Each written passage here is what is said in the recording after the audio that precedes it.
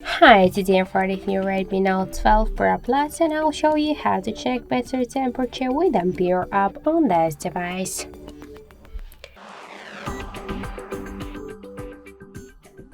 So let's first open the Play Store application and in the search bar we should enter the Ampere.